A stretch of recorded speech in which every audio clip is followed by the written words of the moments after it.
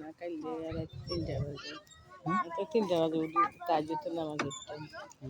রাইত্যা স্বপ্নে যে ফৌজদারি মানুষেরে আরে ব্যান্ডে চাইগা ভাত খাওয়াই। হুজুর আলিম মানুষ।